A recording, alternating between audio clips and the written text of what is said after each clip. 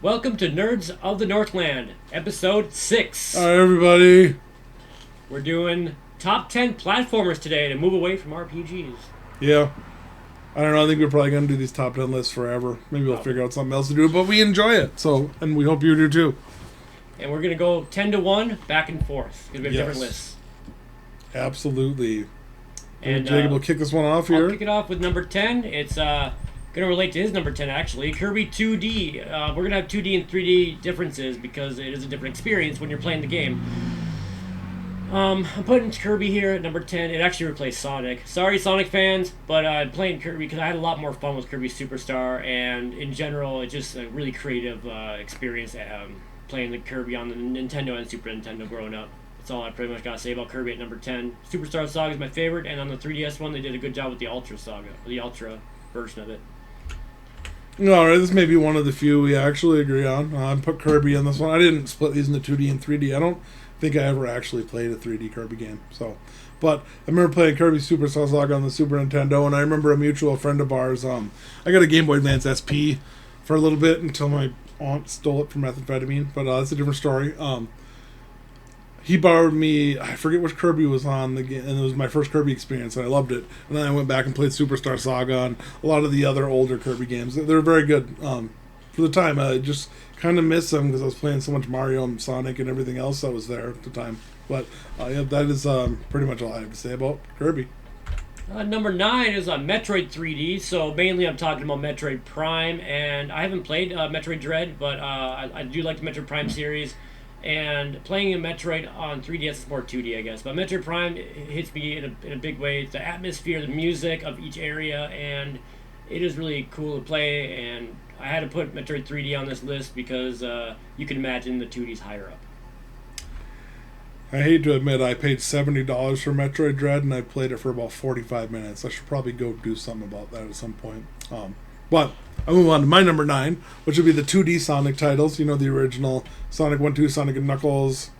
Yeah. Even Mean Bean Machine was kind of a cool Tetris clone. But Sonic 3D Blast can 3D blast all the way to hell. That game was terrible. But I did really love the original Sonic games and the speed of the games, and it was amazing just the technology that they had on the Sega to even allow those games to be played was pretty. We forget how groundbreaking it was for those days. We take it for granted now, but my favorite would definitely have to be when you took Sonic and Knuckles, the special edition where you could put like Sonic 1 or 2 on the top and then play the original games as Knuckles. Definitely my favorite way to play the original Sonic games. I guess we'll go to number 8, and yeah, Sonic rocks. I'm more mainly a 2D guy with Sonic, but number 8 is Disney SNES games. I put this in a group mainly of Magical Quest, Mickey Mouse games, and Aladdin on SNES. I speedrun both, they're really fun. They made the game so fun, in fact, the way, nerdy here, the way the platformers are and the distances, and the way you feel when you do a running jump and you hit an enemy perfectly. They designed it like that. It's so fun as a speedrun, so I'm going to put Disney Super Nintendo games at number 8.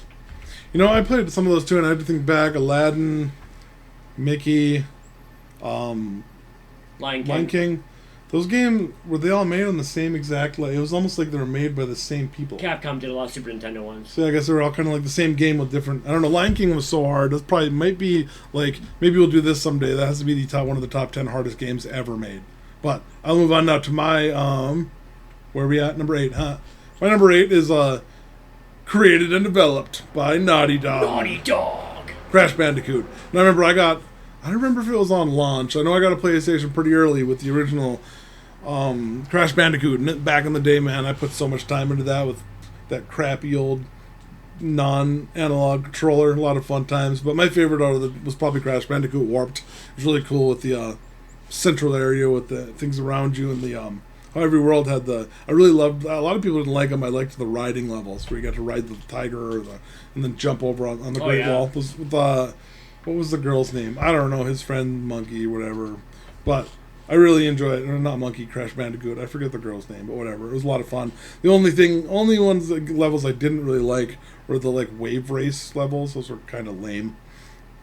Yeah, what was her name? Anyway, Crash Bandicoot? Candy? Was her name Candy? That actually sounds right, yeah. Yeah. Stripper Bandicoot.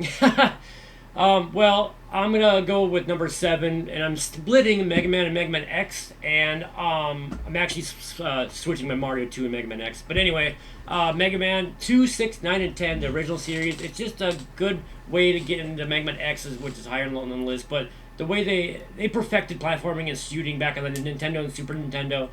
And then once you add Dash, it got even better. They're difficult games. The way everything's timed, it's like challenging and but rewarding once you get past it.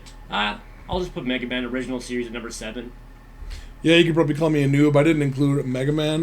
Mega Man X is later in the list, but I didn't include Mega Man because to me it was always just too hard. I never got into it. So, noob. That'll bring me to my number 7, which are the 2D Mario titles. I guess mainly the ones I put the most time into are Super Mario Brothers 3 and Super Mario World. Maybe Yoshi's Island at a distant third. It was a great game, but during that time I didn't play it much. But I mean, you can't deny the iconicism. I don't know what the word is, but you can't deny how iconic Super Mario World was. Like, when you first come out, like do and the world opens up. Oh my god, that should be a word. Sounds cool. Yeah, iconoclast. I'm just saying words I don't understand now, but that would be my number 7. We do everything in one take. Remember that, everyone, and we like it. My number 6 is Crash Bandicoot 1 through 3, the original on the PlayStation, and they just mean a lot to me. They're really fun, challenging, especially the first one's the hardest. Third one's my favorite. It's his favorite too. Warped, really good one. I like how you had every 5 levels, and then you move up to 5 levels, and you had a boss in between. Good system for a platformer. That's all I gotta say about Crash Bandicoot. Really good game series, and I haven't played the new ones, but I want to. I want to taste a Wumpa fruit. Oh yeah, Wumpa What? fruit. They look good. Peach, apple, pear. I want it. Okay, and I want to shoot it out of a rocket launcher. Actually, okay. This will bring me to my number 6, which would be the Donkey Kong games, mainly the original Donkey Kong Country games. I mean, just so amazing. I mean, there's even I think I even have a couple of emulators over there with competition ROMs on them, which are pretty cool. They're timed and I don't know. They're interesting. Very great games. They're great till today. I haven't really played the new ones. I guess dishonorable mention for that stupid bongo controller they thought was a good idea. But hell yeah, Donkey Kong, man. Donkey Kong Country will always be one of the best ever. Definitely. So we're going to get to our top 5 now, and the way we've written it down, I'm only going to switch one from number 2 to number 3. But number 5 is Mario 3D. That's Super Mario 64, Super Mario Sunshine. I actually have not played Super Mario Galaxy games. I know, don't yell at me. But I love Super Mario 64. I mean, obviously, so many people do. And it's a revolutionary. Shame. Right? Yeah. Mario 64. Perfect platforming for a 3D game. 1996, they figured it out right away, and a lot of games went after that. Banjo-Kazooie and Conquer the Bad Fur Day were influenced by Mario 64. Without it, they wouldn't have those games pretty much. Hell yeah, and I shame Jacob for not playing Super Mario Galaxy. I haven't played a Super Nintendo title since New Super Mario Bros. Wii. And I never played any Galaxy game, never played Odyssey. So I won't give you shame back. I mean, I had to shame him because this is America, and we're hypocrites apparently. Just kidding. America. Sort of. Don't listen to that part. You already listened. Go back and delete it from your mind. I'm going to move on to number 5, which also happens to line up with Jacob, which is the 3D Mario titles.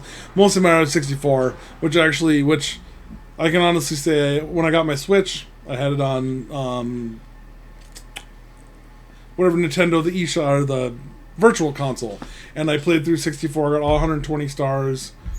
Nice. By memory. That's like one of the only games that I can 100% by memory without any guides. But it's so great. And the first time you get to launch up on top of the... Spoiler alert, you get all 120 stars, and the giant cannon opens up and launches you up to Yoshi. And then... A lot of people thought you would see more, but it's just that. But it's pretty cool. Oh, back in the day, all the secrets, back before the internet, when people were like, did you hear that? If you push this button then, you could play as Yoshi. Not real. You just get to see Yoshi, and you talk to him for a second. But still pretty cool. Pretty cool Easter egg. And other Super Mario... Well, I guess other 3D Marios. Sunshine gets a lot of hate. I loved it. Good game. But I can understand it really was such a different thing that I can understand some people didn't like it. But right. Yep. Cell shading was cool too. So my number 4 is all Castlevania influences games. Symphony of the Night #1, the original on the NES that led to Castlevania 3 and Castlevania 4 on Super Nintendo. All Castlevania games have are influenced by old classic horror movies like Dracula, like Mummy, and Frankenstein. That's why a lot of their monsters are like that. So it's really cool to see like how classic horror movies kind of evolved into what Castlevania is like today. That's what I want to say about Castlevania number 4. Castlevania. See, I will talk specifically about one title, maybe in Castlevania. But when I think of and I think of Castlevania, I always leave out the 3D. All the 3D titles are so terrible. Castlevania 64. When you play on easy mode for like 10 hours and you get to a point where they're like, can't go any further unless you play on hard, and then you have to start over. Oh, so ridiculous. But we'll talk about that later a little bit more while I ramble about my next title, which is number 4, which are the Metroid games, which for me are mainly Super Metroid, Metroid Fusion, and Metroid Zero Mission. I loved Prime, but those 2D games, I love Metroidvania games. To this day, I still play a lot of them. So, and then a big thing about, I loved the connectedness of the storyline, and it was probably one of like best early handheld experiences I ever had. Definitely. Maybe up until like the 3DS or the Switch. It was really great. So my number 3 is actually Mega Man X and the Mega Man X series, because I realized Mario 2D is way better, and that's number 2. So yeah, giveaway. But anyway, number 3, Mega Man X series. I just speedrun Mega Man X. It's so fun, and I do the 100% category under an hour. That's not the biggest deal. That's not even world record's like half an hour. But that's not. I would just play for fun. I'm a mid-level speedrunner. I love every game I play, and Mega Man X is one of my favorites to play. Not even get a personal best in, just to play it and just have fun on stream with people. And it's every level influences me with every game design game I've made so far, where you can like go to dungeons in different orders, levels in different orders in another game I made. So it's very influential to me in that way, but it's really fun. Gotta love Mega Man. I always gotta share the story. My next is actually Mega Man X also. And like I say, I've just been thinking, I've never really been into speedrunning. I'm kind of a completionist. But I was a speedrunner a long time ago. I can vividly remember I lived in a trailer that had like an outbuilding attached to it where my bedroom was. And there was a time where I would get up every morning for school. My bus was like 8:30. I'd get up at like 7. I would beat Mega Man X through the whole game and then go get on the bus every morning. So I was kind of speedrunning before it was a thing. Heck yeah. And just to clarify, any type of gaming, I have an offline casual gaming I have to play. That's different than speedrunning. Balance is good. That's all I want to say. Balance is good. Yes. When I say Mega Man X, I love all of them except for Mega Man X7. Why did you try to add 3D? Like, it was perfect the way it was. Mega Man X8 was a masterpiece, and because of Mega Man X7, we may never get a Mega Man X9. Stop screwing up, Capcom. This is why Sega failed. Right, and we are on number 2 for me, which is Mario 2D games. All Mario 2D games. If you know me, I love them. Right there, boom, right there. But no, Mario 2D, Super Mario World, Mario Brothers 3 was the very first game I ever played at the age of 4. There's a picture somewhere of me playing Mario 3 in 1994 when I was 4. I don't know if my sister has it or what, but I think that's the first game I ever played, and it was up to this day. I just talked about balance, but I do speedrun Mario 3, but it's really fun, and I started doing that when I didn't think I wanted to. I just played the game, and I was like, okay, well, I did it in 3 hours. 2 hours. I just kept doing it, and it just got better and better, and that's kind of how speedrunning works sometimes. Mario 3 is just a perfect game, well made. Every level's somewhat hard when you first play it, and once you get better and better and better, the levels, there's new ways, there's more. It's like the more you get better, there's other ways to get through the game faster, and then it gets even more difficult at times. But it's a great game that influenced so many Mario games after that. And Super Mario World, same thing. I don't know the speedrun. I just play it. It's so fun. Every year I play Mario World around my birthday. Good games. Jacob's old. I'm going to be older in a week. I'm 35 not older now. I'm not older until the day of my birthday. That's how time works. I have to say, this is obviously personal ideas and preferences. If I had to go for historical impact, Mario is number 1, 2, 3, 4, 5, 6, and 7. Yep. Like, I can't imagine the world without Shigeru Miyamoto. Like, what would we have?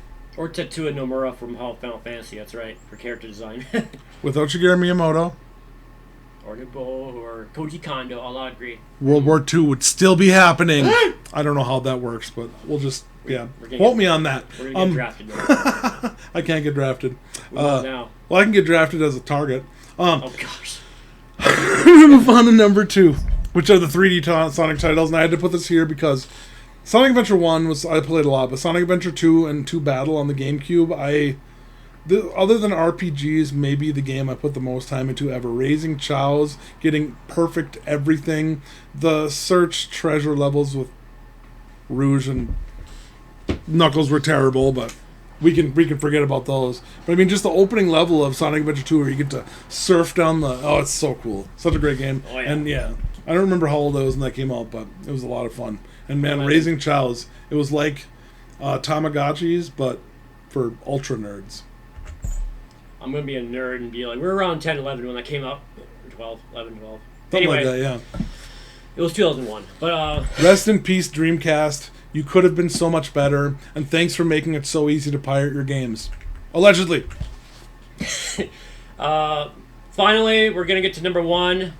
Metroid 2D. Who would have thunk? Because, people that know me, Super Metroid, my favorite game of all time. Not just because of how it's made, but just because of how it feels. The way Samus is programmed with her jumping and the way it feels when you morph ball, it's so perfect. And I've looked at the code like a nerd and I didn't understand any of it, but it was fun. And I don't think, and no game has ever emulated exactly how Samus moves, even in Metroid Fusion and Zero Mission. They didn't do it exactly like Super Metroid, but Metroid Fusion and Metroid Zero Mission are also top Metroid 2D games that are so influential to me for creating Metroidvanias, for how you go through a game in different ways. It makes your mind bend, but in a more challenging, fun game, or in a fun way where it makes you enjoy the game more. And I just love Metroid. Well, it goes to show too with Metroid 2D how influential it is. Where on Switch, on the newest technology that's out there, rather than make a new 3D, I mean they are working on Prime 4, but first, rather than do that, they released a 2D version that's just like the old games that looks just beautiful. I really need to put more time into it, but Metroid Dread, it was just an amazing project, and the fact that they went 2D side-scrolling this day and age, and pulled it off so well is amazing. Absolutely. And I will go for number 1. I have to say, well, I appreciate all Castlevania games, but I'm mostly into the Metroidvania RPG style because I'm an RPG junkie. And Symphony of the Night will always be. I mean, I think Symphony of the Night is probably the game I've bought the most on the most separate systems. I think I bought it multiple times on the PlayStation because I kept breaking the disc. Like, I love it so much. And I played it so much all the way through in the Upside Down Castle and getting 210% or whatever, glitching the game to get the last 5% of the entrance. And, oh man, it's such a great game. I actually haven't beat that game yet once. Yeah. I played through it like mostly, but I know how great it is. Never beat it though. Yeah, and then you go to like Harmony of Dissonance, Aria of Sorrow, Portrait of Ruin. Awesome. Harmony of Dissonance, such great games. Oh my god, and I don't know how much time I put into them. I remember, I think like my DS had like the screen was grooved out in the middle from doing glyphs over and over again. Like, oh, so much fun. And like these are games that they were so portable. You didn't have to have a console, and they were full, huge, expansive games that you could play in the palm of your hand, which was fairly rare back in the day. I mean, even Golden Sun, which was a pretty big RPG, was like a 10-hour RPG. Oh yeah. So that brings us down to the conclusion about how great games are, but we can do 10 through 1 really quick if you want. Yes. Start with Jacob's. Jacob's list. So me, number 10 is Kirby 2D. Number 9 is Metroid 3D. 8, Disney Super Nintendo games like Aladdin and Mickey Mouse. Number 7, Mega Man, specifically 2, 6, 9, and 10. Crash Bandicoots 1 through 3 is number 6. Number 5 is Mario 3D. Like Super Mario 64 mainly. Number 4 is Castlevania, all of them, mainly 2D. 3 is Mario 2D, for obvious reasons, Super Mario World and Brothers 3. And 2, Mega Man X. Oh, by the way, the new Super Mario Brothers is pretty good too, but not like the old ones. Number 3 is Mega Man X. Number 2 is Mario 2D. Gotta say that. Number 1 is Metroid 2D. Yes. I screwed it up, but that's the order. 3, Mega Man X. 2, Mario 2D. 1, Metroid 2D. Nah. I have a list too. Joe's list time. I'll go over it quick. Number 10, I had Kirby, mostly Kirby Superstar Saga for the Super Nintendo. I mean, with 2D Sonic, we got Crash Bandicoot. We got 2D Mario for number 7. No. Okay. Number 6 will be Donkey Kong Country, which mainly 1 through 3. Other Donkey Kong games out there that are good, but those are the main ones. Number 4 would go for the 3D Mario games, focusing on Mario 64. Sunshine was amazing. Fuck the haters. Then we'll go to number 4, which was the Metroid games, which are mostly Super Metroid, Metroid Fusion, and Metroid Zero. Looking forward to Metroid Prime 4. I haven't actually played Corruption yet. I should probably do that at some point. Number 3, we go for the Mega Man X, except for Mega Man X7. Stop it. Don't ever do that again. And then we'll go, number 2 would be the 3D Sonic games, because Sonic Adventure 2 Battle was a battle to not... It was a battle to get up and use the bathroom and not wear a diaper to play that game. As we'll say. And then at the end will be Castlevania, focusing on Symphony of the Night, because Symphony of the Night Which I still got to beat. I went to the wrong camera. Which I got to beat. I don't know, I want to say Symphony of the Night is God, but... So a lot of people say in the platforming communities, or whatever you can call it, Super Metroid and Symphony of the Night are the top 2 kings, or king queens, or whatever. I would say probably the most translatable that most people know, but yeah, they were definitely great. Thank you very much for checking us out. Thank you. You can come check me out on Twitch at twitch.com/jmosier89. And you can check me out at twitch.tv/CosmoRetro, and search CosmoRetro everywhere is my alias online. And he keeps forgetting, but don't forget to check out Steam in the next 5 or 6 weeks for Dream Daisia, first game released by CosmoRetro Studios, which is now incorporated. Sir, if you look it up, it's active Minnesota. Yes, it's cool. Yep. So this is the perfect evidence for IRS tax evasion case. Just kidding. Sort of. No, I don't know. No, it's pretty cool to own a studio, and my first game's coming out. I appreciate that. And making these lists are really fun, and we have a good time together, and we'll create more lists in the future. But hope y'all have a good rest of the week, y'all. Yep, and we try to we're going to be releasing every single Monday. So have a good week. See you next Monday. Don't smoke crack.